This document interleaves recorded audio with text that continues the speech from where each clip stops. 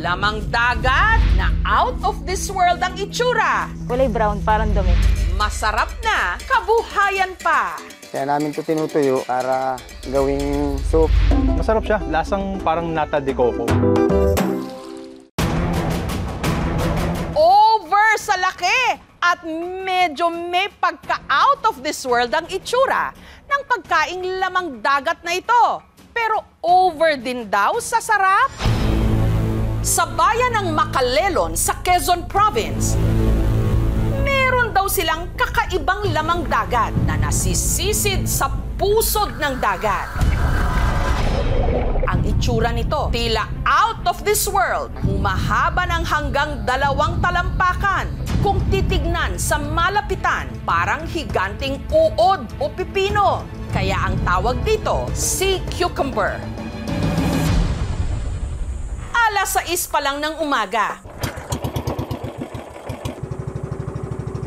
Pumapalaot na ang mangingisdang si Lester sa karagatang sakop ng Barangay Amuntay para sumisid ng sea cucumber. 20 minutong sakay ng bangka. Dito na tayo sa area na kung saan makunguha ng sea cucumber.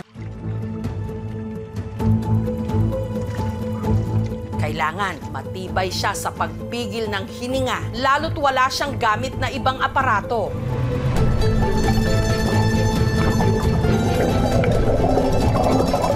Idagdag pang biglang lumakas ang alon ng mga oras na yon.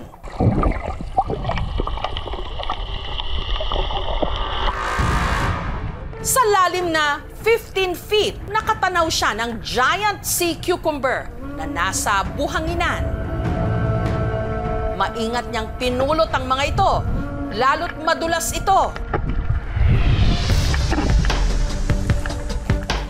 Nakakuha siya ng 2 giant sea cucumber. Nasa 3 dangkal ang haba nito at may bigat na 2 kilo kada piraso. Ang mga nasisid niyang sea cucumber, ibinenta niya kay Frely. Tapos lahat sila sa yung taga-General Luna. Dito rin nagdadala sa akin ng balatan.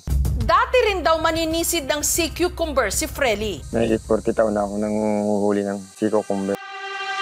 Ang tawag ng mga tiga Quezon sa sea cucumber, balatan.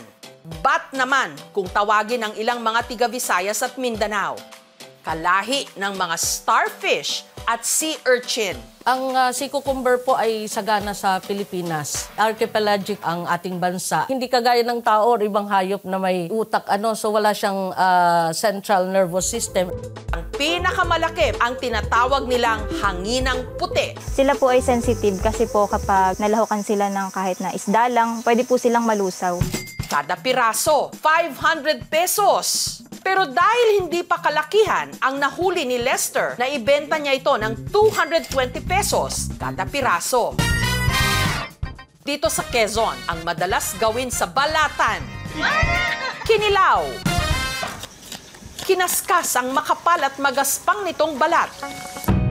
Tinanggalan ng laman loob.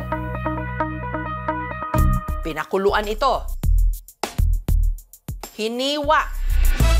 At saka hinugasan ng suka para matanggal ang dulas at lansa.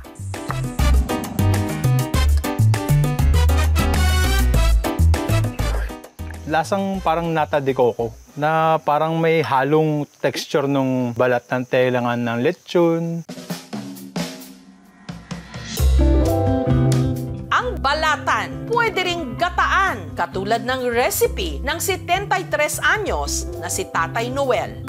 Pagkatapos tanggalan ng balat ang balatan, nilinisan. Tinimplahan ng pampalasa. Pwede na ito natin pakuluhan gamit ang ikalawang gata para lumambot. Sili para sa sipa ng anghang at gata. Hintayin na natin maluto siya at pwede itong saluhan na ang ginatang balatan. Para siyang chicharon pero pinalambot. Nag-complement yung pinalatik na gata. Malinamnam siya.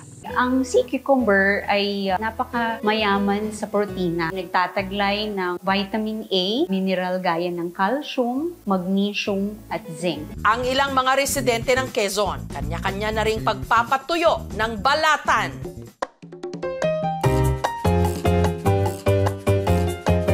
una muna itong inilaga. Sunod na pinausukan gamit ang screen na pangsala rin ng buhangin. Ibinilad sa loob ng 1 hanggang 2 araw. Pag natuyo na sa itong ganitong kalaki, ganito na lang. Ang mga pinatuyong balatan, kaya raw tumagal ng hanggang 1 taon na ibibenta rin nila ito sa mga Chinese restaurant sa halagang 5,000 pesos kada kilo. High po ang demand ng sea cucumber sa buong mundo. Tinitingnan nila as aphrodisiac sa Asian cuisine kasi it also symbolizes prosperity. May mangilang-ilang species po doon na tinatawag nating endangered and vulnerable. The rest po, mayroon na lamang po na size regulation. Dapat hindi bababa sa 5 centimeters po ang sukat ng mga dried form na sea cucumber para maiwasan ang biglaang pag-collapse ng population ng sea cucumber sa ating bansa. Don't judge a sea cucumber by its kulubot na balat. Hindi lang ito basta hayop dagat. Ito'y likas na yaman na pinagmumula ng kabuhayan ng marami nating mga kababayan at nagbibigay sustansya sa katawan. Thank you for watching, mga kapuso. Kung nagustuhan niyo po ang videong ito, subscribe na sa GMA Public Affairs YouTube channel.